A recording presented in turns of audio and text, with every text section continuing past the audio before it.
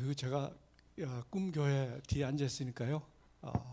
아주 잔잔하게 감동이 되고요. 또 목사님 또 사모님 이렇게 뵈니까 또 반석교 함께 하시는 우리 정태원, 우리 윤명옥 또 이렇게 쭉 뵈니까요. 이곳이 하늘나라 같다 그런 느낌을 좀 받았어요. 너무 감사드리고요. 사실은 그 목사님과 사모님 교육 전도사님 시절에 제가 한 4년 동안 신앙의 기초를 제가 배웠습니다. 그래서 지금 뵈니까 한 40년 만에 만난 것 같아요. 그래서 하나님이 4년간 배우고 40년 만에 만나서 앞으로 40년 동안 같이 하나님이 하실 특별할 일이 있으시구나 그런 느낌을 또 제가 받았어요. 얼마나 감사한지 모르겠습니다.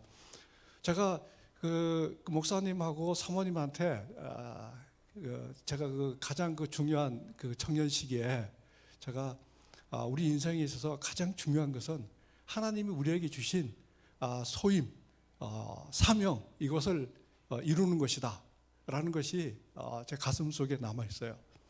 그래서 목사님이 사명이 중요하다 이렇게 하시면서 그걸 실물 교훈으로 보여주셨어요. 참 열심히 목회하셨던 것 같고요.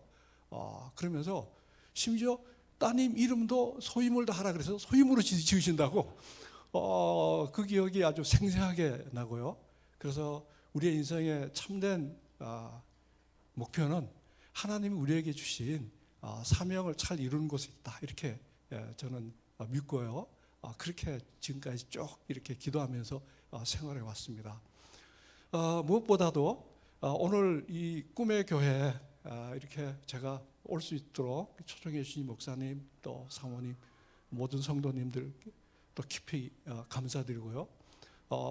하나님이 특별한 그러한 계획이 있으신 것 같다 이런 느낌을 좀 받았어요. 사실은 우리들의 만남과 우리들이 하는 모든 겪는 그러한 일련의 생활 삶이 사실은 우리가 잘나서 하는 것처럼 보이지만 그 뒤에 보면 하나님의 인도하심, 섭리하심, 구속의 경륜이 다 함께하고 있어요.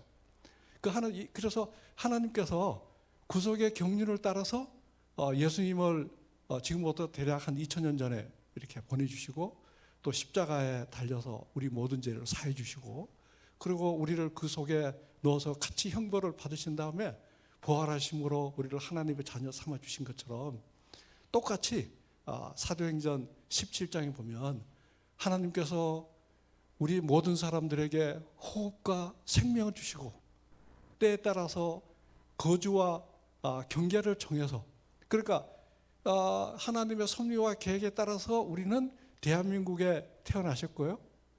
그리고 또 어떤 분들은 1940년대, 30년대도 계실지 모르겠어요.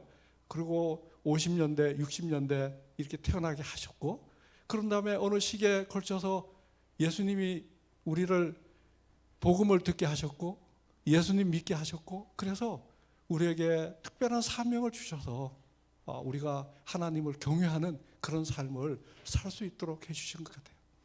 그래서 세상에 수많은 사람들이 지금 밖에 있지만 이 교회에서 함께 말씀을 나누고 하나님을 사랑하고 이웃을 사랑하는 것을 구체적으로 이렇게 실천할 수 있다는 것은 얼마나 감사하고 행복한지 모르겠어요. 예. 오늘 본문의 말씀은 제가 양약이라고 이렇게 적어놨는데 사실은 우리 오늘 말씀 한번 볼까요? 잠언 3장 7절에 보면 이런 말씀이 있어요. 스스로 지혜롭게 여기지 말지어다. 여호와를 경외하며 악을 떠날지어다. 이것이 내 몸에 양약이 되어 내 골수로 윤택하게 하리라. 이런 그런 말씀이죠. 이 말씀에 보면 스스로 지혜롭게 여기지 말지어다. 이거는 전형적인 죄인의 모습을 얘기하고 있는 사람이에요. 사람은 근본적으로 하나님의 절대 의존적인 그런 존재예요. 그래서 모든 사람들은 다 뿌리를 예수 그리스도 하나님 사랑과 말씀 위에 뿌리를 내리고 살 수 있는 그런 존재인데 자기 스스로 살 수 있다. 그거 없이 할 수 있다. 라는 사람들은 다 자기가 스스로 지혜롭게 여기는 거고요. 자기가 지혜롭게 여긴다는 얘기는 자기가 곧 하나님 같이 되겠다는 교만과 똑같은 겁니다. 그게 바로 아담의 정신이죠. 하나님을 떠나서 내가 스스로 지혜롭게 여기고 내가 하나님이다. 그렇게 얘기하는 것이죠. 이런 사람은 바로 악한 사람이라고 얘기하고 있습니다. 그래서 그렇게 하면 안 되고 악에서 떠나야 되고 그러지 말고 오직 여호와를 경외하라. 그렇게 얘기를 하고 있어요. 그래서 잠언 기자는 솔로몬이 모든 것을 다 경험하고 그러면서 인생 말년에 죽기 조금 전에 기록한 그 말씀이 바로 잠언서잖아요. 그래서 모든 것을 다 경험해보고 맛있는 거 다 먹어보고 재밌는 거 다 해보고 그런 다음에 내린 결론이 하나님을 떠나서 하는 모든 것들은 헛되고 헛되며 헛되고 헛되니 모든 것이 헛되도다라고 얘기를 하면서 이분이 뭐라고 얘기했냐면은 악에서 떠나고 오직 여호와를 경외하라. 그렇게 얘기를 하고 있어요. 여호와를 경외하라. 이 얘기를 다른 얘기로 하면 너희는 하나님께 예배하는 삶을 살아야 된다라고 얘기하는 거예요. 그래서 예배하는 것, 이걸 영어로 뭐라고 얘기하냐면 worship이라고 얘기해요. worship. 그래서 이 worship이라는 단어는 worth라는 가치와 ship은 관계를 얘기하는 거예요. 그래서 worship은 가치라는 뜻인데 하나님의 말씀을 가장 가치 있게 여기는 그 삶, 이것이 바로 예배하는 삶이다. 이렇게 얘기할 수가 있고요. 또 다른 얘기를 하면 내 마음 중심에 하나님의 말씀을 가장 가치 있게 두고 너희의 삶을 살아야 된다라는 뜻과 같이 얘기할 수 있었어요. 그래서 내가 가장 가치 있게 여기는 것, 그것은 바로 하나님의 하나님 되심과 하나님의 품성과 하나님의 계획과 하나님의 뜻을 우리 마음속에 중심에 두고 그렇게 살아가는 것이 너희가 여호와를 경외하는 것이고 그것이 바로 예배하는 삶이다. 그렇게 얘기하는 것이죠. 그래서 인생의 목적은 바로 여호와를 경외하는 것이다. 이렇게 얘기할 수가 있어요. 또 예배하는 삶이다. 이렇게 얘기할 수가 있는 것이죠. 그래서 바울은 로마서 12장에 너희는 이 세대를 본받지 말고 하나님의 기뻐하시고 거룩한 뜻을 쫓아서 살아야 된다라고 얘기를 하면서 우리 몸을 하나님이 기뻐하시는 거룩한 산 제사로 드리라 이렇게 얘기하는 것이에요. 그래서 예배하는 삶은 우리 몸을 하나님이 기뻐하는 산 제사로 드리는 것이고 우리 몸을 하나님이 기뻐하시는 거룩한 산 제사는 우리의 삶이 하나님이 기뻐하는 삶을 살아야 된다라고 얘기를 하고 있는 것이에요. 저는 그렇게 얘기를 하고 있어요. 그러면 하나님이 어떤 삶을 가장 기뻐할까요? 그것은 바로 우리가 하나님을 사랑하고 이웃을 사랑하는 삶이라고 얘기해요. 그래서 예수님은 나를 사랑하는 자는 나의 계명을 지키는 자라야 나를 사랑하는 자니 나를 사랑하는 자는 그에게 나를 나타낸다고 얘기를 하고 있어요. 그래서 우리가 하나님 사랑합니다, 사랑합니다 이렇게 표현하는 것, 그것은 반드시 이웃을 사랑하는 모습으로 따라오도록 되어 있어요. 그럴까요? 바로 예배하는 삶은 바로 하나님을 사랑하고 이웃을 사랑하는 그런 삶이다라고 할 수가 있는 것이죠. 하나님은 사랑하는데 이웃은 사랑하지 않는다. 이 명제가 성립할까요? 이것은 성립하지 않아요. 하나님을 사랑하게 되면 반드시 성령 하나님께서 우리 마음속에 역사하셔서 이웃을 사랑하도록 되어 있어요. 그래서 하나님을 사랑하면 하나님 모르는 사람을 보면 하나님 우리를 참 믿지 않는 그런 사람들을 안타깝게 여기는 그런 마음이 우리 마음속에 일어나서 그들에게 하나님의 사랑을 나눠주려는 마음이 생기도록 되어져 있어요. 그래서 하나님을 사랑하면 반드시 이웃 사랑으로 연결되도록 되어져 있는 것이죠. 근데 만일 나는 하나님 참 사랑하는데 나보다가 더 불쌍하고 하나님 모르고, 이 불쌍하다는 사람들은 하나님 모르는 사람은 다 불쌍한 사람이에요. 엄청 건강해도 불쌍한 사람이에요. 사회적으로 아주 어떤 명성을 얻어도 불쌍한 사람입니다. 돈이 많아도 불쌍한 사람이에요. 그리고 이런 사람들을 보면 같이 그리스도의 마음으로 불쌍함을 느낀다. 그러면 내가 하나님 사랑하는 게 좀 맞는 거예요. 근데 하나님 엄청 사랑하는데 전혀 무감각해요. 그러면 어쩌면 하나님 사랑하는 게 아닐 수도 있어요. 근데 반대로 말이죠. 이웃을 사랑하면 하나님 사랑하게 될까요? 이웃을 사랑하면 그것은 하나님 사랑으로 연결되지 않으면 그것은 사실은 가짜 이웃 사랑하는 거예요. 그래서 잠언 기자는 우리의 삶이 하나님을 사랑하고 이웃을 사랑해야 되는데 그것이 바로 여호와를 경외하는 그런 삶이다, 이렇게 얘기할 수 있어요. 그래서 여호와를 경외하는 그 삶은 어떻게 보면 그걸 다른 표현으로 얘기하면 하나님이 우리에게 주신 모든 사명을 감당하는 삶이다라고 이렇게 표현할 수가 있어요. 자, 그러면 제가요, 하나님 사랑하고 이웃을 사랑하면 사람들이 여기까지는 아마 우리 목사님 말씀을 통해서 참 많이 들으셨고요. 또 무엇보다도 꿈의 교회는 아마 그렇게 하는 것이 이 교회 전체에 추구하는 목적이고 방향이고 그렇기 때문에 너무 잘 아실 것이에요. 근데 제가 오늘 강조하고 싶은 말씀은 우리가 하나님을 사랑하고 이웃을 사랑하며 우리가 하나님께 예배하는, 하나님께 경외하는 그런 삶을 우리가 추구하면 우리 몸에 어떠한 변화가 생기는지에 대해서 제가 말씀드리고자 해요. 원래 제 전공이 화학생명공학인데 제가 과학자적인 그런 입장에서 생명과학에 관련되는 말씀이나 또 성경과 관련되는 과학적인 지식이나 이런 것들이 나오면 제가 관심 있게 보게 되고요. 또 스크랩도 하고 제가 그러는 습관이 제가 있어요. 그래서 만일 우리가 여호와를 경외하면 우리 몸에 어떤 변화가 생기는지를 잘 안다고 하면 우리는 점점 더 하나님께 예배하는 그런 삶을 살 수가 있지 않을까, 그렇게 생각되어요. 그래서 우리 옛날 말씀에 아는 것이 힘이다, 그렇게 얘기하잖아요. 그래서 우리가 어떤 상태를 알면 우리가 그것을 추구하려는 힘이 우리에게 생긴다, 이렇게 얘기할 수가 있어요. 그래서 호세아서에 호세아 기자는 뭐라 그럽니까? 우리가 여호와를 알자. 어떻게 알아요? 힘써 알자, 그렇게 얘기하잖아요. 그래서 우리가 하나님 사랑하심, 하나님 우리를 향하신 계획, 또 하나님이 우리 몸에서 어떠한 일을 해주시는지 이것을 알면 우리는 하나님을 더 사랑하게 되고요. 또 하나님 말씀을 더 잘 읽게 되고, 그 다음에 또 예배에 더 열심히 참석하게 되고, 또 죽어가는 그 사람들에게 더 이렇게 그 사랑을 실천하려는 그런 마음이 생기도록 되어 있어요.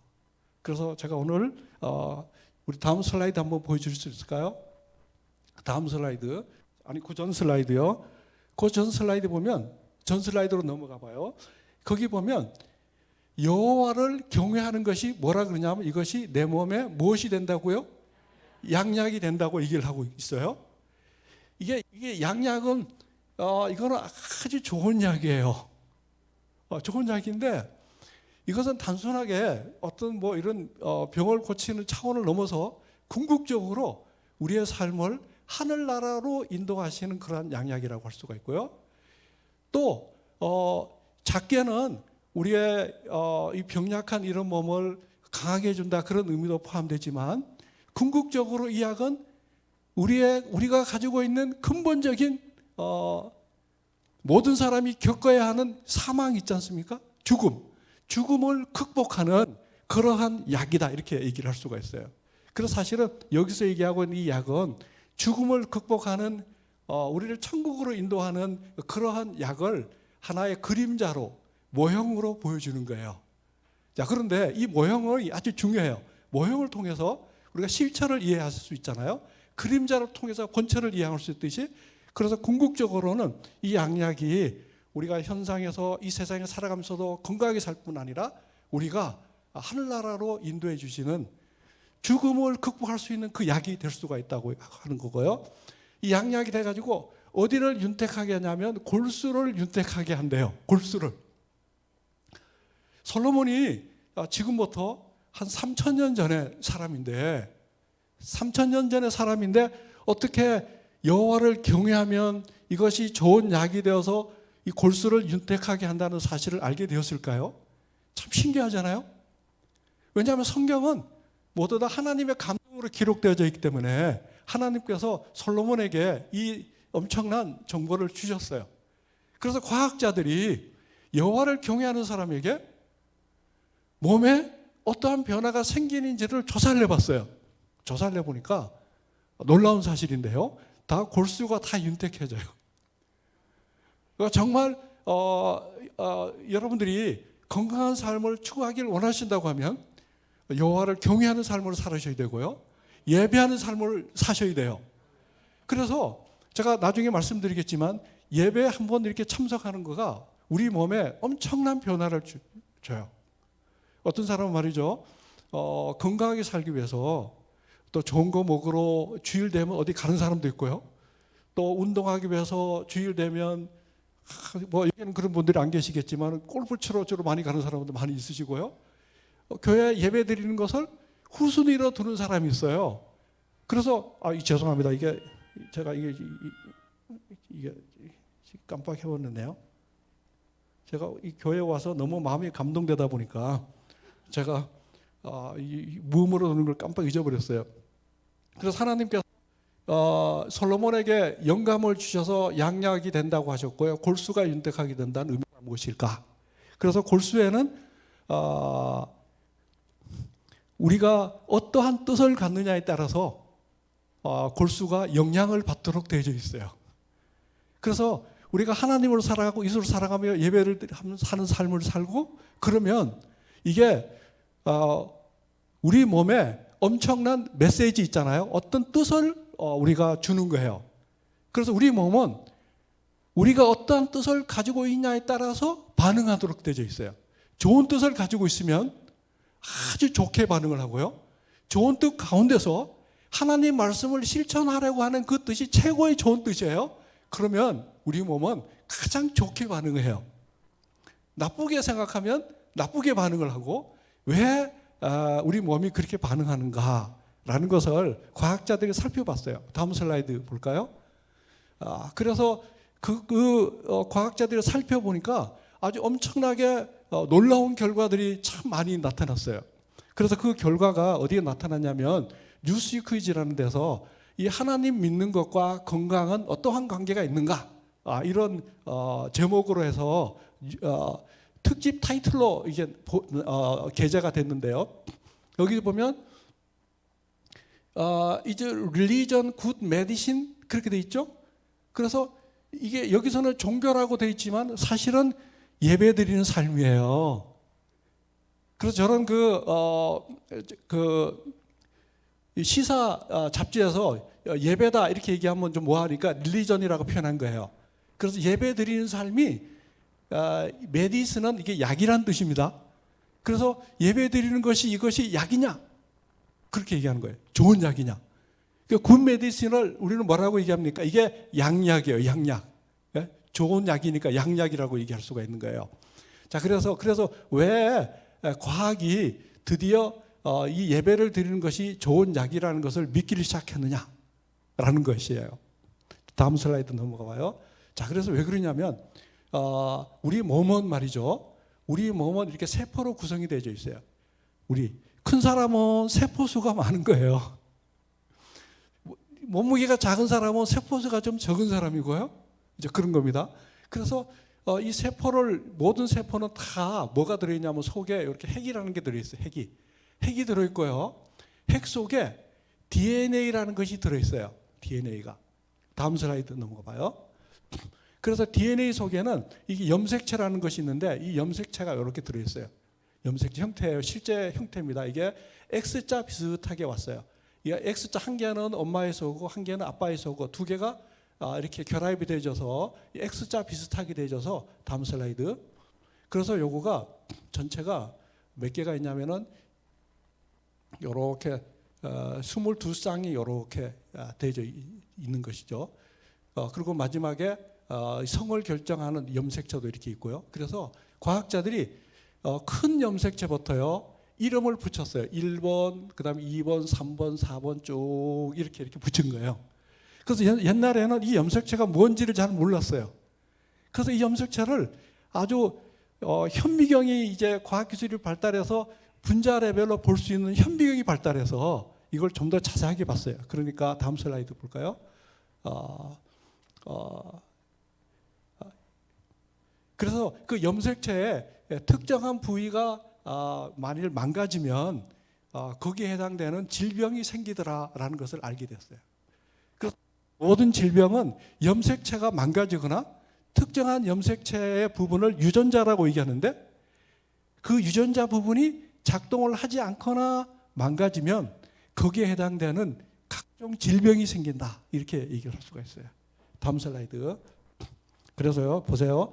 이렇게 생긴 이 염색체의 끄트머리를요 이거 왜 염색체라고 그랬냐면 이게 그냥 보면 안 보여요.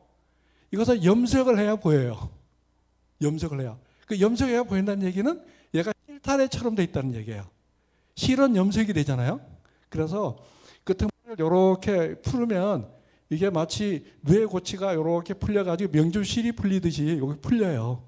이게 풀려가지고 싹 이렇게 풀어보니까 얘가 이제 마치 사다리를 비틀어 놓은 것처럼 돼 있어요. 이걸 뭐라고 했냐면 이중 나선형 구조다 이렇게 불러요. 그런데 사다리 사이에 이 사이에 화학 물질이 4가지가 있어요. 화학 물질이 4개인데 이 화학하는 사람 혹시 저 화학 얘기하면 나는 문과인데 이렇게 생각하는 분이 있을 수 있어요. 그러나 이게 참 쉬운 겁니다. 4가지 물질이에요. 아데닌, 티민, 구아닌, 시토신이라는 그런 4가지 물질이 있는데 이것을 우리가 염기라고 얘기해요. 그래서 이 4가지 염기가 여기에 이제 적절하게 배열이 되어 있어요. 배열이 되어 있는데 배열된 것이 하나의 정보고 뜻이에요. 그것이. 다음 슬라이드 나와요.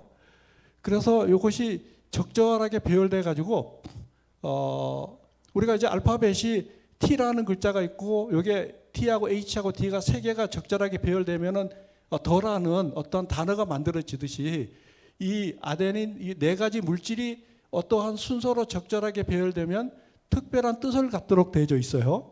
다음 슬라이드 넘어가 봐요. 그래서 이 속에는 이 염색체에 해당되는 것만큼 그 속에 유전 정보가 가득 들어있는 것이다 이렇게 얘기를 할 수가 있어요. 그래서 여기에 보면 핵 속에 여기 염색체가 들어있고 이 염색체 한 개는 그 속에 23쌍의 책이 이렇게 들어있는 것 같다. 그래서 그 속에 하나님이 특별한 그 의미를 우리 몸이 어떠한 작용을 해야 되는 것을 그 속에 정보를 입력해 놓은 것이에요. 자, 그래서 다음 슬라이드요. 그래서 과학자들은 어떻게 얘기했냐면 벌써 2000년도에 이걸 다 읽었으니까요. 지금은 유전 정보를 완벽하게 읽었어요. 그래서 어느 염색체 어느 부분이 망가지면 이 사람은 뭐 치매에 잘 걸린다든지 이분은 수명이 얼마나 된다든지 이런 것들을 이미 과학자들은 다 알고 있어요. 그래서 그 유전 정보를 우리는 뭐라고 얘기냐면 인간 게놈 지도라고 얘기를 해요. 그러면서 이걸 연구를 주도적으로 한 사람이 있는데 그 사람이 이 콜린스 소장이라는 사람이에요.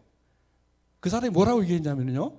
게놈 지도가 당초 예정보다가 2년 빨리 거의 완성되었다. 그러면서요. 한때 10만이 볼 수 있었던 생명의 책을 인간도 읽을 수 있게 된 셈이다. 이렇게 얘기하는 거예요. 그래서 윤영모는 한때 하나님이 써놓으신 그 책을 사람들이 어떻게 한 거예요? 읽은 거예요. 그래서 지금은 읽었고요. 아직도 완벽하게 해석은 못했어요. 지금도 해석하는 중이에요. 동물들은 바로바로 해석할 수가 있어요. 동물들은. 쥐 있잖아요. 쥐 같은 경우는 유전 정보를 다 읽은 다음에 특별한 정보가 요거는 모성 본능에 관련되는 유전 정보다라고 판단이 되면 그 부분을 업계 질을 만들 수가 있어요. 그런 다음에 지가 어떠한 행동을 보이는지를 보고 이것은 모성 본능에 해당되구나라는 걸 알아내요. 근데 사람은 생명이 고귀하기 때문에 실험의 대상이 될 수가 없어요. 그래서 사람은 항상 병이 있는 사람만 유전 정보를 조사해요. 그래서 예를 들면 치매에 걸린 사람이다. 그러면 치매에 걸린 사람은 유전 정보에 몇 번 염색체에 어느 부분이 망가졌는지를 다 조사해 보면 공통적으로 그 부분이 망가져 있는 거예요. 또 특정한 암에 걸린 사람은 전부 다 공통적으로 몇 번 염색체에 특정한 유전자가 거기가 망가진 거예요. 예를 들면 유방암, 전립선암, 췌장암 등등 있잖아요. 그래서 이 유전 정보가 망가지면 거기 어떤 질병이 생긴다는 것을 알게 되었어요.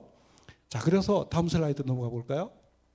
그래서 이 사람 몸은 세포로 되어 있고요. 세포 속에는 염색체로 되어 있고 그 염색체는 바로 하나님이 우리 몸이 어떻게 작동될지를 기록되어 있는 정보가 들어있어요. 그런데 이 정보가 어디에 영향을 받냐면 우리가 어떠한 뜻과 어떠한 생각을 갖느냐에 따라서 그 정보가 이렇게 작동을 해요. 예를 들면요, 아주 사랑하는 그런 마음을 이렇게 갖게 되면 그러면은 유전 정보가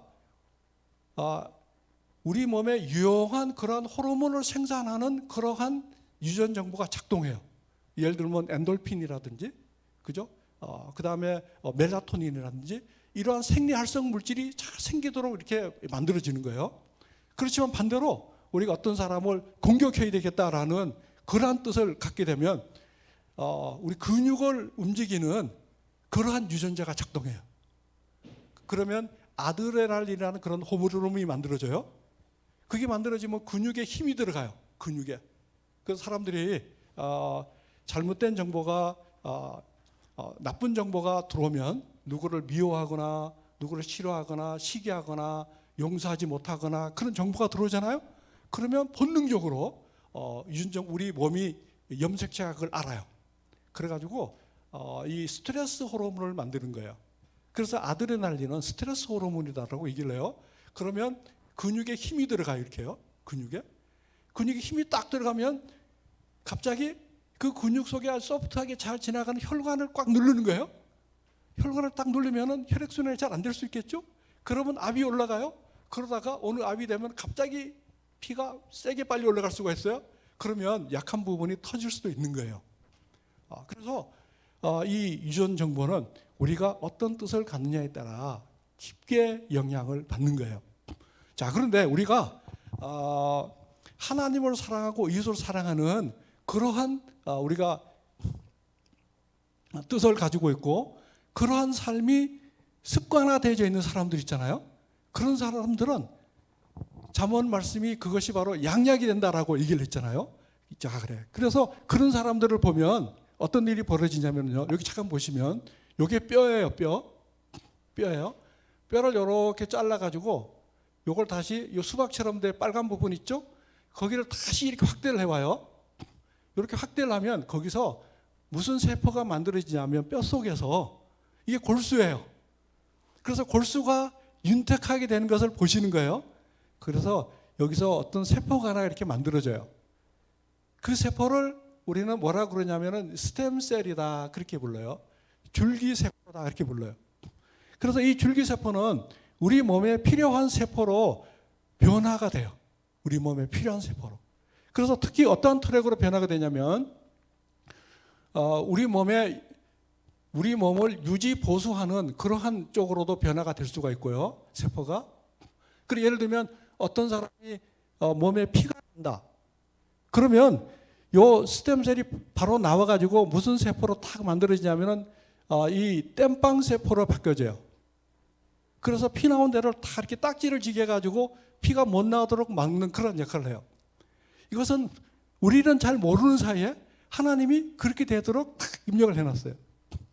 그런 다음에 또 나와서 면역 체계에 관련되는 그러한 세포로도 이렇게 발전할 수가 있어요. 그러면 면역 체계 스트렉 세포로 발전하게 되면 어떤 일이 벌어지냐면 거기서 보면 이 세포가 이렇게 덴드라이트 셀 그래서요 수상 돌기 세포라는 게 될 수도 있고 B임파구, 그 다음에 T임파구, 그 다음에 NK세포, 이건 자연살상세포다. 이런 세포로 이렇게 바뀌어지는 거예요. 그래서 여기 보시면 만일 덴드라이트 셀이 이렇게 만들어지면 이 덴드라이트 셀은 우리 몸에 사방 다 이렇게 자유롭게 형태가 변하면서 돌아다닐 수가 있어요. 그래서 사람 과학자들이 이 덴드라이트 셀, 우리말로는 수상돌기 세포라고 얘기를 하는데 이 세포를 경찰관 세포라고 얘기를 해요. 우리 몸을 싹 돌아다니면서요, 어디에 바이러스가 들어왔는지를 딱 찾아내요. 바이러스가. 그 다음에 우리 몸에 어디에 암세포가 있는지도 찾아내는 거예요. 그런 다음에 그걸 찾아내면, 그래서 이 덴드라이트 세포는 우리 몸에 지금도 계속 돌아다니고 있어요. 여러분들 잘 모르시잖아요. 근데 지금도 여전히 막 왕성하게 활동하고 있어요. 활동하다가 우리 몸에 이분이 갑자기 여기 모르는 세포가, 바이러스가 하나 들어왔네? 코로나 바이러스가 들어왔어요? 그러면 누구한테 명령을 알려주냐면 여기 있는 T임파구한테 알려줘요. T임파구한테. 그러면 이 T임파구가 누구한테 명령을 내리냐면 여기 B임파구한테 명령을 내려서 바이러스가 움직이지 못하도록 항체를 생성해라 라는 명령을 내려요. 그러면 바이러스가 꼼짝 못하도록 그 주변에 항체가 만들어져 가지고 그 바이러스를 꼭 이렇게 붙들어요. 활동을 못하도록 붙들어 가지고 B임파구가 그것을 먹어버려요. 그러니까 우리가 모르는 사이에 이런 면역 체계가 작동해요. 만일 이 덴드라이트 셀이 우리 몸에 어디 암세포가 있는 것을 발견했어요.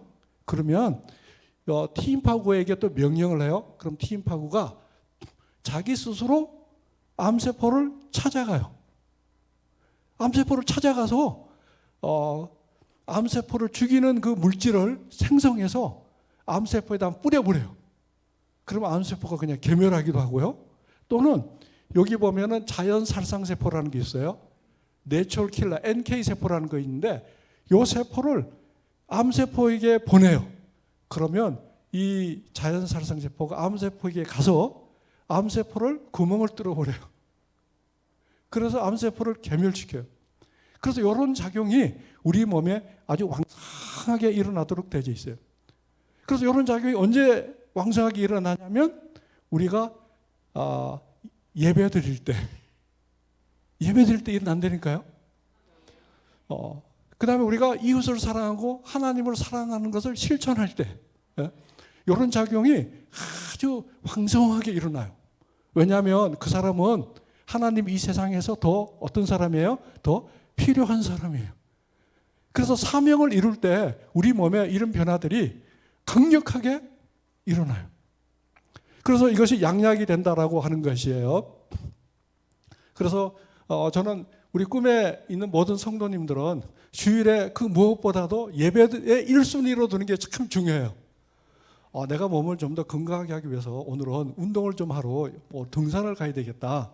그것은 예배 드린 다음에 가는 게 좋아요. 그 다음에 목사님이 성경 말씀 공부하자 이렇게 얘기하는데 또 다른 걸 이걸 후순위로 두고 이렇게 드는 것보다는 그거는 어리석은 거예요. 목사님 말씀 공부하자 그러면 말씀 공부하는 게 훨씬 더 몸의 건강을 유지하고 더 가치 있는 그런 삶이 되는 겁니다. 그래서 우리 몸에 끊임없이 골수에서 이런 줄기세포가 만들어져요. 줄기세포가 만들어져서 다양한 방법으로 이렇게 바뀌어져요. 그래서 적혈구가 만들어지는 거죠. 적혈구. 산소 운반단을 잘 할 수 있도록 해주고 면역 체계를 강하게 해주고 또 다른 이런 뼈를 또 만들어주기도 하고 그래서 골수가 윤택하게 된다. 이렇게 얘기를 할 수가 있는 거예요. 자, 그뿐만 아니라 이 골수가 또 이 뼈가 이런 그 줄기세포가 우리 머리에도 영향을 미쳐요. 그래서 뇌신경세포가 또 더 많이 생기게 해서 내 무게가 감소되지 않도록 하고 해서 우리 머리를 더 좋게 해주고 나이가 들면 들수록 우리 몸이 더 건강해질 수 있도록 그렇게 도와준단 말이에요. 다음 슬라이드 넘어가 봐요. 자, 요거는 설명이었고요. 다음 슬라이드. 자, 여기 보시면은 여기 이제 우리 몸에 이게 혈관이 있고요. 혈관을 자유자재로 이렇게 넘나들고는 그 세포가 바로 무슨 세포냐면은 덴드라이트 셀이에요. 그다음에 이게 그 덴드라이트 셀이 이 T 임파구가 이 B 임파구에게 명령을 내려가지고 요런 몸에 이런 바이러스가 이렇게 딱 들어오면 바로 항체라는 물질을 생성하는 거예요. 여기 Y처럼 보이는 게 요런 그 수갑처럼 생긴 요 물질인데 얘를 꼼짝 못하게 이렇게 한 다음에 얘가 와서 얘를 먹어버리는 거예요. 그래서 이런 일을 잘 몸에서 일어나면 우리가 어떤 사람은 코로나가 잘 걸리는데 어떤 사람은 잘 안 걸리는 사람도 있잖아요. 그래서 몸에 딱 들어오자마자 덴드라이트 셀이 딱 발견해가지고 어떻게 해요? 딱 먹어버리면은 아무리 와도 증상이 없는 거예요. 그래서 우리 꿈에 있는 교인, 우리 성도님들은 이런 작용이 잘 일어났으면 좋겠어요. 다음 슬라이드. 그 다음에 이 T 임파구가 이런 것들을 다 이렇게 뾰족하게 막 이런 창같이 막 이렇게 변해요. 변해가지고 아예 들어온 바이러스나 균들을 아예 찔러요, 창처럼. 그런 일이 지금 우리 몸에 벌어지고 있고요. 다음 슬라이드. 그 다음에 이거는 이제 다양한 바이러스, 곰팡이, 균을 잡아먹는 그런 장면이에요. 다음 슬라이드. 그 다음에 이게 화려한, 이게 이 세포가 하나 있는데 이게 암세포예요. 이 암세포에 여기에 있는 그 T 임파구들이 이렇게 와가지고 이 암세포를 괴멸시키는 장면이에요. 이런 일들이 우리 몸에서 왕성하게 일어나요. 언제 일어나요? 우리가 뭐 할 때요? 예배 드릴 때. 또 예배 드리는 삶을 살 때 일어나는 거예요. 다음 슬라이드. 이 그림은 아주 재밌는 그림인데요. 여기 암세포가 이렇게 있어요. 암세포가 있으면 이 자연살상세포가 이 암세포를 어떻게 해요? 구멍을 뚫어버려요. 이렇게. 그래서 이런 일이 언제 일어나요? 우리가 예배 드릴 때. 우리가 예배 드리는 삶을 살 때 이런 일이 벌어져요. 다음 슬라이드. 그래서 이 암세포가 완전히 괴멸되어 있는 모습이에요. 다음 슬라이드. 암세포가 완전히 괴멸되어 버렸어요. 다 이렇게 괴멸되어도 혹시 모르니까 T 임파구 하나가 뭐 하고 있어요? 이렇게 버쳐 쓰고 있는 장면이에요. 다음 슬라이드. 자, 그뿐만 아니라 우리가 여호와를 경외하면 우리 몸의 골수에서 스템셀이 생겨가지고 그 스템셀이 우리 머리에도 영향을 미쳐요. 우리 머리에도. 자, 이게 그림을 보시면 이 그림은 미국의 노틀담 대학이라고 있어요. 그 제 친구가 그 교수로 있는 그 대학인데 거기에 데이빗 교수라고 있는데 이분이 무엇을 연구하냐면 어떤 사람이 이 알츠하이머라고 돼 있는데요. 어떤 사람이 치매에 잘 걸리고 안 걸리고 하는 것만 연구했어요. 그래서 연구한 데이터가 엄청나게 축적된 최고의 연구소가 바로 데이빗 교수가 있는 연구 그룹이에요. 그래서 이분이 들고 있는 게 지금 이게 뭡니까 이게? 이게 뇌예요. 그래서 어떤 사람이 사망하면 뇌를 척출해서 뇌 무게를 재봐요. 뇌 무게가 얼마나 감소했는지 재보는 거예요. 그리고 그 사람의 삶이 어떠한 삶을 살았는지 그래서 뇌 무게와 뇌 형태 그것을 보고 이 사람이 어떠한 삶을 살았는지를 조사한 다음에 그런 다음에 어떤 사람이 치매에 잘 걸리고 어떤 사람이 치매에 안 걸리고 하는 것을 조사를 했어요. 조사를 했는데요. 이 조사 대상이 몇 명이냐면 여기 보시면 678명이에요. 678명을 이렇게 조사를 해서 드디어 이 치매가 걸리는 이 비밀을 알아냈어요. 힌트를 얻었어요. 그래서 여기에 조사가 된 600여 명은 어떤 사람이냐면 이 사람은 수녀들이에요. 샘플이 다양하면 어떤 사람은 그 원인이 뭐 가정의 원인이 있다. 어떤 사람은 뭐 성격의 원인이 있다. 뭐 얘기할 수가 있잖아요. 그래서 정확한 데이터를 얻으려고 그러면 샘플이 똑같아야 돼요. 그래서 제일 해결되고 균일한 삶을 사는 집단이 누구냐면 수녀들이에요. 그렇잖아요? 그 수녀는 특별하게 일 안 해도 돼요. 뭐 경제적인 활동 안 해도 월급 나오잖아요. 수녀들은. 그렇잖아요? 그리고 사는 장소도 그렇고 성당에 있고 다 똑같잖아요. 그래서 이분들을 조사를 한 다음에 이 데이빗 교수가 어떤 사람이 치매에 걸리고 안 걸리고 하는 것을 알아냈는데요. 어떤 사람은 90이 넘도록 거의 이렇게 100살이 넘도록 치매에 걸리질 않고 기억이 또릿또릿하면서 아주 건강한 삶을 사는 분도 있고요. 그리고 어떤 사람은 벌써 한 50도 안 돼서 벌써 치매에 걸려가지고 아주 힘들어하는 그런 사람도 있고 그랬어요. 그래서 왜 그런 차이를 보여주는가? 환경은 똑같은데 왜 그럴까? 그래서 고민하다가 이 데이빗 교수가 어떤 힌트를 얻었냐면 이분들이 어떤 삶을 살았는지를 조사를 해봐야 되겠다. 그래서 수녀들은 일기를 쓰도록 돼 있다고 그래요. 그래서 일기장을 다 볼 수 있게 해주세요. 그랬대요. 그래서 일기장을 다 봤어요. 일기장을 보니까 치매에 빨리 걸린 분들은 일기 내용이 거의 없어요. 대부분 그냥 백지 상태예요. 가끔 이제 빨리 걸린 사람 일기 내용 보면 날씨 흐림, 그 다음에 내용이 주로 신세 한탄하는 내용이 대부분이에요. 내가 지금 수녀를 그만두고 그냥 집으로 가면 남들이 나를 어떻게 생각할까? 뭐 주로 있잖아요. 이런 내용이 중심이 되어 있는 거예요. 그 속에 사랑의 의미가 별로 없는 거예요. 그냥 마지못해서 그냥 그 일을 하고 있다는 그런 느낌을 줬고요.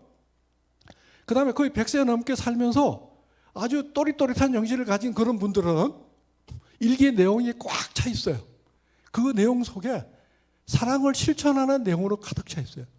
내가 오늘은 누구를 병문안 가서 성경 어디를 읽어주고 용기를 주고 격려해줬다. 그래서 그 말을 듣고 그 사람들이 변하는 그런 모습들, 힘을 얻는 모습을 보니까 너무 아주 참 좋았다.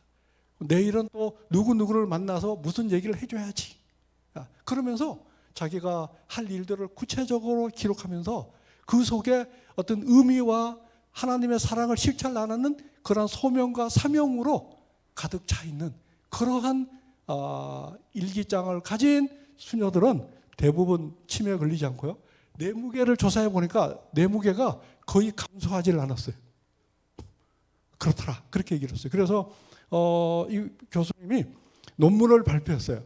그 논문을 발표했는데 어떤 논문을 발표했냐면 사랑을 실천하면 치매 안 걸립니다. 이렇게 얘기해야 정상인데 또 우리로 얘기하면 예배의 삶을 살아야 치매 안 걸립니다. 이렇게 표현해야 되는데 학술 논문에는 그렇게 쓸 수가 없거든요. 그래서 뭐라고 얘기했냐면 High Idea Density, Low Risk 그렇게 얘기를 했어요. 그 다음에 Low Idea Density, High Risk 무슨 얘기예요? 좋은 그러한 아이디어를 많이 가지고 있으면 리스크가 떨어지고 그렇지 않는 사람은 높아진다. 그렇게 표현한 거예요. 그래서 이걸 가장 쉽게 표현하면 예배의 삶을 하나님 사랑하고 이웃 사랑하는 삶을 실천하는 사람들은 뭐예요? 치매에 안 걸리더라. 그래서 그 이유를 알고 보니까 그 사람은 스템셀이 황사하게 만들어져서 뇌세포가 여전히 생성이 되어서 우리의 몸에 내 네트워크가 망가지지 않더라 하는 걸 알려냈어요. 다음 슬라이드 넘어가 봐요. 그래서 그 사람들은 뇌가 아주 잘 이렇게 네트워크 형성이 잘 돼가지고 여기 보면 시냅스가 뇌 신경세포가 다 이렇게 연결이 되어졌어요. 인지망이 다 이렇게 연결되어져 가지고 기억력이 여전히 쌩쌩하고 아주 잘 작동이 되더라. 왜 그러냐? 골수가 윤택하게 되어져서 스템셀이 잘 만들어져서 부족한 뇌신경세포를 잘 보충해 주기 때문에 그렇다. 다음 슬라이드요. 그래서 질을 조사해 봤어요. 질을 조사해 보니까 뇌 무게가 이렇게 가다 놓은 이런 질은 뇌 무게도 굉장히 작고요. 이 파란 것보다도 이렇게 즐겁게 이렇게 살 수 있도록 이렇게 해준 질은 무게가 훨씬 더 뇌 무게가 올라가고 줄질 않고 더 수명도 더 길더라. 그런 걸 살 수 있어요. 그러니까 여기 이렇게 자기 삶을 즐겁게 이렇게 영위하는 그런 사람들은 예배의 삶을 사는 사람이다. 이렇게 얘기할 수가 있는 거예요. 다음 슬라이드 넘어가고 보고요. 그래서 실제로 이 어른 머리에도 두뇌에도 여전히 새로운 그러한 신경 스템셀이 잘 만들어져서 여기 세포가 만들어지는 거예요. 만들어져서 잘 이게 분화돼 가지고 이 가지가 많이 있는 네트워크를 잘 형성할 수 있는 그런 세포가 잘 만들어진다. 그래서 이런 세포가 언제 잘 만들어진다고요? 예배의 삶을 살 때. 그때 이 신기세포가 잘 만들어지는 거예요. 그러면 우리가 정말 우리가 치매에 걸리지 않으려면 요새 현대 사람들이 치유하기 힘든, 의학이 치유하기 힘든 질병 중에 하나가 치매로 되어 있어요. 근데 의외로 치매 환자들이 많아요. 근데 시골 가보면 더 많아요. 시골 가면. 근데 그분들은 내가 치매 징조가 오는지조차도 모르고 지냈기 때문에 그런 걸로 생각이 되죠. 그래서 어떤 사람은 치매 예방하는 게 제일 좋은 게 이 고스톱 치고 하토놀이 하면 제일 좋다고 그래요. 맞습니까? 예? 그래가지고 경로당에 가면은 하토를 이렇게 많이 어르신들이. 그러나 가장 좋은 방법은 뭐예요? 교회에 와서 예배 드리는 삶을 추구하는 거예요. 목사님 따라다니면서 사랑을 실천하고 전도하고 하면 그거는 치매에 걸릴래야 걸릴 수가 없는 거예요. 저희 어머님이 아직도 서울에 살고 계세요. 살고 계신데 지금 이제 86세 되셨어요. 아주 정신이 아주 또렷해요. 그래서 한 15년 정도 전에 치매에 걸리면 참 걱정이다 그렇게 얘기를 하세요. 그래서 제가 뭐라고 말씀드렸냐면 그거 걱정하지 마시고 그거 걱정할 시간에 목사님이 어디 신방 가자, 어디 뭐 방문 가자 그렇게 하면 열심히 따라다니고, 목사님이 어디 가서 전도지 돌리자 그러면 거기 따라가서 전도지 돌리고, 그렇게 하면 치매가 원래도 안 옵니다. 그렇게 했어요. 그거 열심히 아주 실천하세요. 저희 어머님은 제가 시키는 대로만 항상 잘하시니까요. 그 아직도 건강하세요. 그래서 이거는 궁극적으로 우리가 하나님을 경외하는 삶을 살면 너희 골수가 윤택하게 된다. 그 얘기를 다른 말로 표현하면 너희가 치매에 잘 안 걸린다. 이렇게 표현할 수도 있는 거예요. 다음 슬라이드.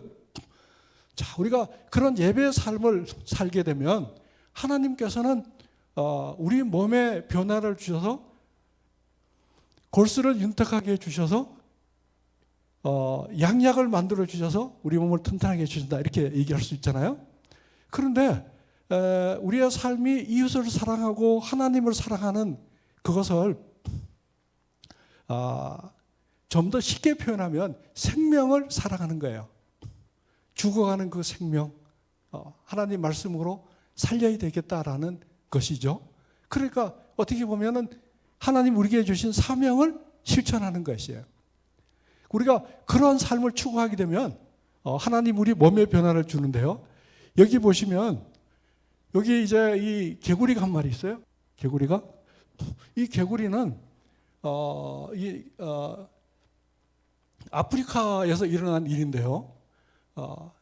여기 보면 올챙이들이 이렇게 많이 있는데 이제 비가 와가지고 개구리가 알을 낳고 이렇게 올챙이가 됐어요. 됐는데 가뭄이 들었어요. 가뭄이 들면 대부분의 개구리들은 자기가 살라고 어디 가냐면 땅을 파고 도망가서 숨어요. 가뭄이 들면 제일 축축한 곳에 찾아가가지고 깊숙이 파고 들어가서 아무리 말라도 잘 마르지 않도록 수분이 있는 곳에 들어가서 생명을 유지하려는 본능이 있어요. 그런 다음에 다시 비가 오면 튀어나와가지고 다시 또 물로 모시고 그렇게 하고, 다시 이제 건기가 돼서 물이 없으면 들어가서 거기서 다시 겨울잠 자는 거예요. 우리를 치면은. 그렇게 하는데 그게 보통 개구리의 습성인데 요 개구리는 그러질 않고 여기 보시면은 이 바닥이 갈라져 있어요. 가뭄이 들어온 거예요. 그래서 이 개구리는 그러면 안 되겠다. 여기에 죽어가는 이 개구리를, 올챙이들을 살려야지. 이런 마음을 가지고 있는 거예요. 그래서 이 개구리가 무슨 개구리로 바뀌어졌냐면 이 개구리를 살려야 되겠다라는 소명과 뜻을 정했어요. 우리를 치면은 하나님 사랑하고 이웃을 사랑하는 거예요. 가장 이웃을 사랑하는 것은 구원, 전도하는 것이지 않습니까? 선교 활동하는 거니까요. 그런 마음을 정한 거예요. 그래서 이 개구리가 이 몸이 변해가지고 뭘로 바뀌어졌냐면 이 앞쪽 턱 있잖아요. 이 턱이 이 불도저로 바뀌어졌어요. 근육이 강력하게 바뀌어져 있는 거예요. 그 다음에 여기는 다리들 있잖아요. 다리들. 이 다리를 보니까 마치 이 강철처럼 바뀌어져 있는 거예요. 그래서 생태학자가 이 개구리를 잡아서 조사해 보니까 이 앞부분하고 다리하고 전체적인 부분이 마치 강철처럼 강력한 그러한 근육으로 바뀌어져 있더라라는 사실이에요. 그래서 이 사실은 이 흙 속이 여기 풀뿌리도 들어있고 막 그래서 이렇게 물기를 내기가 어려운 거예요. 그래서 이 개구리는 물기를 내 가지고 여기 생이를 살리려고 하는 거예요. 그래서 물을 대고 있는 장면이에요. 물이 보이죠? 물을 끌어와서 얘에게 물을 줘서 얘를 물로 들어오게 하게끔 하는 그런 그림이에요. 그래서 이 그림이 워낙 아주 특이한 그림이고 그래가지고 이것이 아주 과학 학술지에 이게 나왔어요. 하다못해 이런 개구리조차도 생명을 구해야 되겠다. 이 생명을 구하는 것이 하나님 사랑하고 이웃 사랑하는 가장 가치 있는 그러한 삶이라고 할 수가 있는 거예요. 그래서 이런 개구리조차도 하나님이 몸의 변화를 줘서 근육세포 만들려 그러면 골수가 윤택해야 근육세포가 만들어지는 거예요. 스템셀이. 이렇게 하는데 그럼 사람이 그렇게 하려 그러면 얼마나 더 잘 만들어줄 수 있을까라는 걸 생각해 보면 하나님이 정말 복음의 말씀을 듣지 않고 죽어가는 그 사람들에게 하나님 사랑하고 하나님의 복음을 내가 증거해야 되겠다, 전해야 되겠다 이렇게 뜻을 정하고 그렇게 생각하고 그렇게 실천하고 하면 하나님이 우리 몸에 변화를 주신다는 사실이에요. 왜냐하면 개구리도 주시니까 개구리보다 더 중요한 사람은 당연히 주시겠죠. 그렇죠? 그런 거예요. 저는 어떤 사람은 인생이 무엇이냐 뭐 이렇게 세상 사람들이 많이 얘기를 하지 않습니까? 그래서 하나님은 말씀을 떠나서는 인생의 본분이 무엇인지를 몰라요. 여호와를 경외하는 것이 인생의 본분이다라고 솔로몬 얘기했는데 여호와 하나님을 떠나서는 사람의 본분을 모르는 거예요. 그러다 보니까 철학자들이 참 많이 생겼어요. 그래서 수많은 철학자들이 다 생겨서 자기 나름대로 인생이 무엇인지를 쭉 설명하는 거예요. 그 속에 답이 없는 것이죠. 인생은 바로 하나님의 말씀을 실천하는 것이다. 이렇게 저는 생각해요. 하나님을 사랑하고 이웃을 사랑하는 것. 우리가 예배의 삶을 사는 것. 하나님을 가장 가치 있게 여기는 우리의 삶. 이것이 바로 인생의 가장 본분이고요. 이렇게 살다가 우리 몸이 나중에 예수님 재림하시게 되면 우리 몸이 호련히 변해서 공중에서 예수님을 영접하는 그런 일들이 일어나는 것이에요. 다음 슬라이드요. 자, 이 개구리를 이제 살리는 거예요. 다음 슬라이드. 자, 아주 개구리 굉장히 건강해 보이죠? 다리다 보면 아주 이게 보통 살이 아니에요. 다음 슬라이드. 저는 그래서 제가 우리 목사님을 통해서 젊었을 때 이 사명에 대해서 공부를 해서 배워서 저는 어떤 사명을 제가 가졌으면 좋을까 하나님께 기도를 하다가 제가 학교에 교수로 있으니까 가능하면은 외국에 힘든 그런 그 나라에 있는 학생들을 많이 좀 이렇게 초청을 해서 제가 가르쳐서 석박사를 줘서 그 나라로 보냈으면 좋겠다 이런 하나님이 소명을 주셨어요. 그래서 하나님이 저희를 많이 도와주셨는데 여기 보시면 아프리카 애들이 많아요. 이제 우리 실험실에서 다 석사, 박사하고 아프리카로 간 애들인데요. 이런 애들이 대충 한 50명 정도 이렇게 돌아갔어요. 근데 여기 특이한 학생 중에 하나는 여기 루이스라는 학생인데 이 학생은 가나에서 온 학생이에요. 그리고 자기 꿈은 가나 대통령 되는 게 자기 꿈이다 하고 얘기를 해요. 근데 생긴 거나 하는 걸 보면 대통령 될 것 같은 그런 느낌을 받았어요. 우리 다음 슬라이드요. 그래서 하나님은 누구에게나 이런 소명을 주셨고요. 하나님 사랑하는 그런 그 예배의 삶을 살라고 얘기를 하세요. 그래서 과학자들이 그런 삶을 산 사람들을 조사를 해보니까 어떠한 결론을 내리게 됐냐면 이렇게 됐어요. 바로 이게 휴머라는 사람이 제일 저자로 돼 있고요. 그리고 이게 이립슨이라는 그 교수가 발표한 그 논문이에요. 논문인데 2만 1,000명을 대상으로 해서 9년 동안 관찰한 그런 내용이에요. 예배의 삶을 사는 사람들에게 어떠한 변화가 생겼는가라는 것을 조사를 해서 요 유명한 학술지인데요. 요 의학 학술지에다가 이걸 발표를 했어요. 발표를 했는데 여기 보시면은요. 일주일에 한 번 이상 종교 집회에 참석하고 여기 그러니까 일주일에 한 번은 여기 종교 집회라고 얘기했지만은 예배에 참석하는 거예요. 예배에 참석하는 겁니다. 예배에 참석하면 몇 년을 더 장수한다고요? 7년을 더 장수한다고 되어 있어요. 몸에 엄청난 변화가 일어난 거죠. 네. 자, 그 다음에 또 보세요. 이 종교 집회 예배에 전혀 참석하지 않는 사람들은 호흡기 질환. 이게 이제 면역력이 약해져 있다 그런 의미가 될 수도 있고요. 당뇨, 전염병 등으로 사망할 확률이 몇 배 더 높아요? 4배나 더 높다. 그래서 일주일에 한 번 예배에 참석하는 것이 무엇보다 더 중요하냐면 고소득, 고학력, 활발한 사회활동, 유전적으로 건강한 거, 그다음에 금주, 금연 등 건강한 생활 습관보다도 더 뭐하다고요? 중요하다. 이렇게 결론을 내렸어요.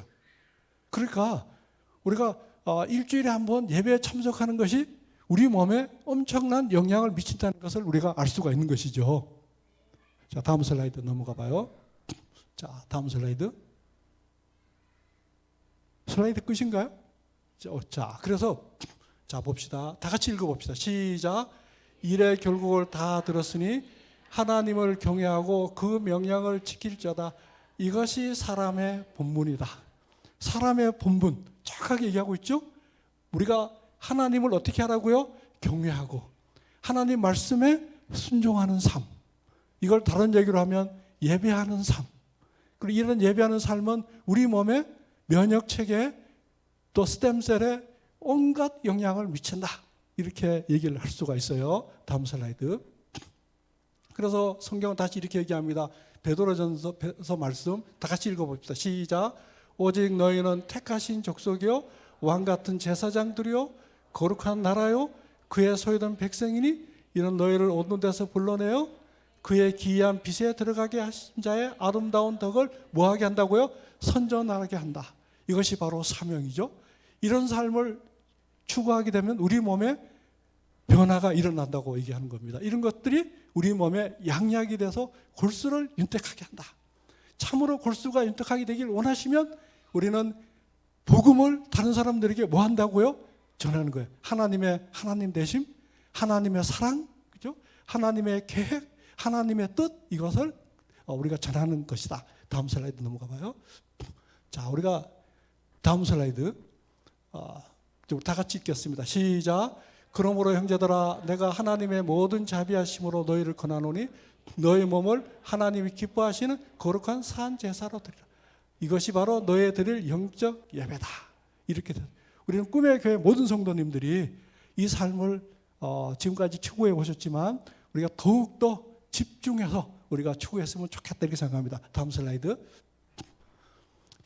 이거 넘어갈게요. 다음 슬라이드. 넘어가요. 자, 다음 슬라이드. 넘어가고요. 다음 슬라이드. 자, 이렇게 되면은요, 우리가 이 세상에 살면서도 우리가 하나님 말씀을 증거하고 이웃을 사랑하고 하나님 사랑하면서 행복한 삶을 살다가 그런 다음에 어느 날 홀가분히, 그죠? 우리가 이 꿈의 교회에서 우리가 목사님 말씀 듣고 함께 찬양하고 함께 기도하고 같이 전도하고 신방하고 이렇게 쭉 이렇게 지내다가 우리가 어느 날 주 안에서 우리가 이렇게 하나님 부르시면 우리가 잠들 수 있잖아요. 또 우리가 살아있을 때 예수님이 오시면 우리 몸이 어떻게 돼요? 호련히 변해서 공중으로 올라가게 된다. 이렇게 얘기를 하고 있어요. 그래서 우리가 하나님이 예비하신 한나라 우리가 들어가게 되는 그러한 존재다라고 얘기를 하잖아요. 제가 저희 어머님에게 엄마가 예수님을 잘 믿고 이렇게 하다가 나중에 예수님 재림하시면 엄마 몸이 호련히 변해서 공중에 무덤에서 부활하여서 하늘에 올라가서 예수님을 영접하고 한나라로 가게 된다라고 얘기를 하니까 저희 어머니 뭐라고 했냐면 야, 어떻게 그런 일이 일어날 수 있냐. 그거 믿기가 너무 힘들다. 저희 어머님이 초등학교 2학년 중퇴시거든요. 그러니까 초등학교 다니시다가 이 오줌을 싸셔가지고 2학년 때 창피해가지고 학교를 안 가셨다 그래요. 그래서 저희 어머님 차원에서 어떻게 하면 이 사실을 좀 설명할 수 있을까라고 제가 생각을 하다가 하나님이 저에게 지혜를 주셨어요. 이 곤충들을 통해서요, 곤충의 생애를 잘 보시면 그 속에 우리가 어떠한 존재인지 힌트를 얻을 수가 있어요. 힌트를. 저기 이 어떠한 곤충도 다 똑같아요. 뭐 매미나 뭐 나비나 뭐 다 똑같아요. 다 똑같은데요. 여기 잠깐 저는 잠자리를 선택했어요. 잠자리가 암수가 이렇게 사랑을 나누고 다음 슬라이드 넘어. 알을 이렇게 어디다 놓냐면 물에다가 놔요. 물에다가. 그래서 잠자리의 생애는 알부터 시작하는 거예요. 알. 알에서 물속에서 다음 슬라이드. 물속에서 다음 슬라이드 보시면 다음 슬라이드 넘겨봐요. 거기서 이렇게 알에서 이렇게 애벌레가 나와요. 이게 물속에서 나오면 수채라고 합니다. 수채라고 불러요. 그래서 알 속에서 끼어나와요. 끼어나서 점점 자라요. 여기가 자라면서 어느 정도 자라면 물속에서 허물을 벗고 또 자라다가 허물을 벗고 이렇게 자라나가요. 그러다 어느 시점이 되면 호련이 변해요. 호련이 변하는데, 자, 그래서 이 곤충들은 이 알로서의 생명이 있고요, 이런 수채로서의 생명이 있어요. 수채로서의 생명은, 알은 1차원적인 삶이라고 하면 이 수채는 이거는 2차원적인 삶이라고도 할 수가 있어요. 물속에서.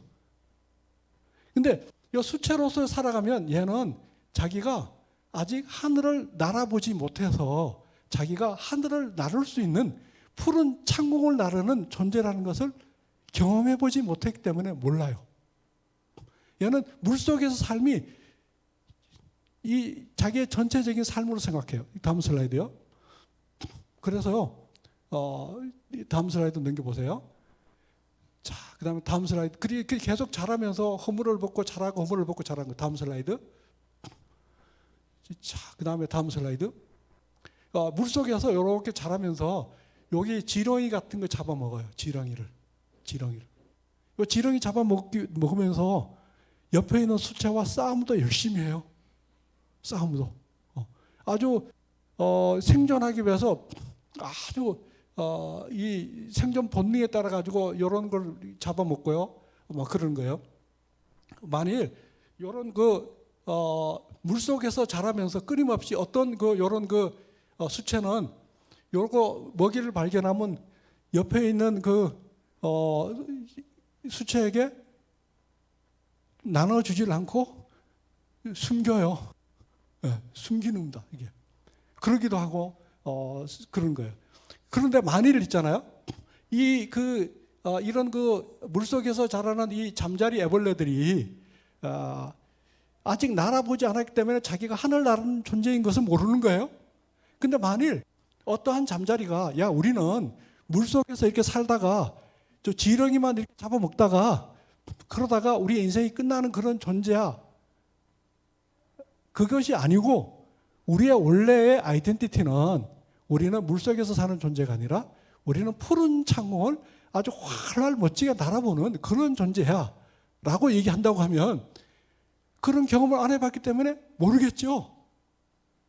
그렇잖아요. 자, 그런데 만일 그것을 아는 그런 애벌레가 있다 그러면 그 애벌레는 그것은 하나님께서 특별한 지혜와 영감을 받은 그러한 애벌레는 알 수가 있어요.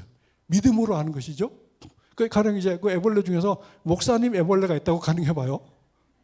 그럼 목사님 애벌레가, 야, 우리는 이 세상 이렇게 그냥 사는 것이 아니라 우리가 여기서 이거 이게 다 죽은 그러한 그 지렁이 우리가 먹으면서 우리가 서로 이것을 서로 먹으려고 싸우기도 하고 때로는 너무 많이 확보해가지고 숨기기도 하고 그렇게 살아가다가 그냥 끝나는 그런 존재가 아니고 우리는 지렁이 잡으면 나눠 먹어야 되고 서로 사랑하고 그러다가 예수님 오시면 우리가 하늘나라에 가는 그런 존재라고 얘기하면 그러면 믿음이 있는 그런 애벌레는 아멘 그러겠죠. 그죠? 응? 그러나 믿음이 없는 애벌레는 야 무슨 황당한 소리를 하느냐, 이게 삶의 끝이지 그렇게 생각하겠죠. 예? 그러나 우리의 아이덴티티는 우리가 비록 어머니 배에서 알처럼 태어나서 수채처럼 공기가 있는 이 대기권 안에서 애벌레처럼 우리가 살아가면서, 그렇죠? 그러면서 하다못해 이 잠자리 애벌레도 하늘나라 봤는데 우리가 예수님 오시면 우리 몸이 호련히 변해서 우주를 날아보는 하늘 나라는 이런 엄청난 이런 존재이라는 것을 성경은 얘기를 하고 있어요. 그래서 우리가 궁극적으로 목표를 둬야 될 것, 우리 삶의 목표는, 저는 어떤 사람이 성공한 인생이라고 생각하냐면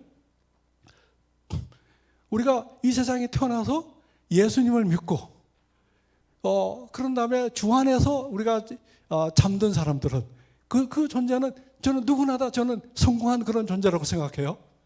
우리가 뭐 공부를 많이 하고 부를 축적하고 뭐 이런 걸 떠나서 그것은 아무것도 아니죠. 우리의 인생의 궁극적인 목적은, 인생의 본분은 여호와를 경외하는 거잖아요.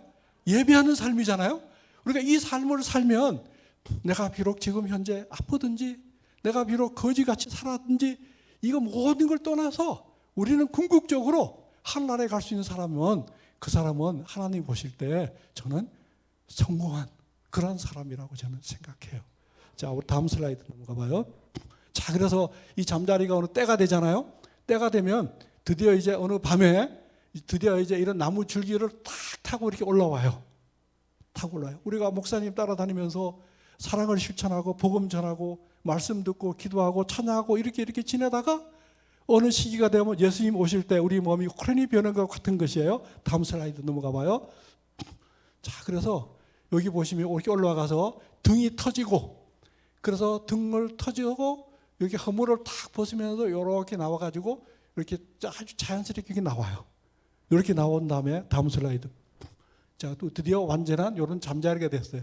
이렇게 우리는 이렇게 변화되어지는 3차원적인 4차원적인 삶이 더 준비되어져 있다는 것을 우리 기억하시고요.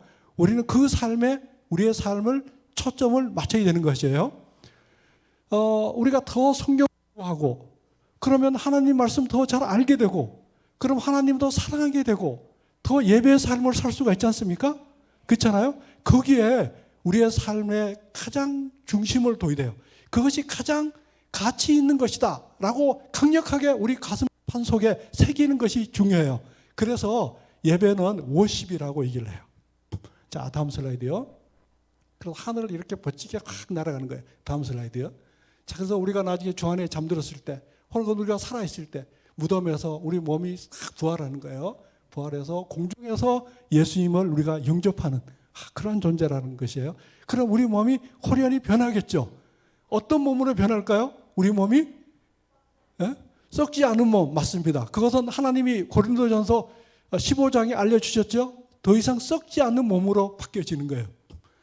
그러면서 공중을, 우리가 우주를 움직일 수 있는 존재가 되니까 움직이는 메커니즘도 다르겠죠. 그렇죠? 그것은 우리가 그때 경험해 보면 알게 돼요. 이것이 믿어지시나요? 믿어지시는 분은 하나님이 사랑하시는 분이에요. 이거 성령 하나님께서 믿음을 주셔야 이게 믿어지는 거예요. 이게 안 믿어지는 사람은 심각하게 고민해 보셔야 돼요. 성령 하나님 우리의 마음의 문을 열고 이것을 믿게 해주시면 그분이 바로 하나님 자녀고요. 믿어지는 거예요. 그래서 믿음은 바라는 것들의 뭐라고요? 실상이요. 보지 못하는 것이 증거다라고 얘기를 하고 있어요. 그래서 하나님의 계획 안에는 바로 여러분 한 사람 한 사람을 창세 전에 미리 어떻게 하시고요? 선택하셔서 적절한 시점에 대한민국이 태어나게 하신 다음에, 적절한 시점에 복음을 듣게 하신 다음에 거듭나게 하셔서 전부 이렇게 하늘나라로 인도하시기로 작정하셨다라고 하는 것이 바로 에베소서 1장에 있는 핵심되는 메시지 중에 하나예요. 하나님이 계획하신 것은 반드시 이루어진다, 안 이루어진다? 이루어진다. 바로 하나님이 그렇게 계획하셔서 구속의 경륜을 따라서 여러분들을 그렇게 계속 인도하고 계신 거예요. 얼마나 감사한가요? 그렇죠? 그렇기 때문에 우리는 궁극적으로 하나님을 사랑하고 이웃을 사랑하는 예배의 삶을 살게 되면 하나님께서 아벨과 그의 제사를 받아주신 것처럼 이 나와 우리의 삶을 하나님이 기뻐하시는 제사로 받아주시는 거예요. 그래서 궁극적으로는 우리가 이 세상에서도 행복하게 살 뿐 아니라 또 하늘나라에 갈 수 있는 그러한 존재임을 여러분들이 기억하시고요. 가장 여러분 삶의 중심을 둬야 될 것은 바로 이 예배의 삶이에요. 그래서 앞으로 어떠한 경우에도 나는 예배에 빠지지 않겠다. 그죠? 이렇게 생각하시는 것이 아주 중요한 그런 메시지다. 이렇게 얘기할 수가 있는 겁니다. 다음 슬라이드. 다음 슬라이드. 자, 여기 보시면 이제 우리 다시 한번 자, 여기 봅시다. 주께서 나오죠? 주께서. 자, 우리가 15절부터 다 같이 읽어보겠습니다. 시작. 우리가 주의 말씀으로 너의 이것을 말하노니 주 강림하실 때까지 우리 살아남아 있는 자도 자는 자보다, 이 자는 자는 죽어 있는 사람을 얘기하는 거예요. 보다 결단코 앞서지 못한다. 자, 주께서 호령과 천사장의 소리와 하나님 나팔로 친히 하늘로 쫓아 강림하시리니 그리스도 안에서 죽은 자들이 먼저 일어나고 그 후에 우리 살아남은 자도 저희와 함께 구름 속으로 끌려 올려 궁중에서 주를 영접하게 되리니 그리하여 우리가 항상 주와 함께 있으리라. 이것이 바로 우리 꿈 넘어 꿈교회가 우리가 추구해야 되는 하나의 목적이 되겠죠. 그래서 우리가 삶이 끝까지 예배의 삶을 우리가 지속하기를 바라면서 제 말씀을 마치도록 하겠습니다. 감사합니다.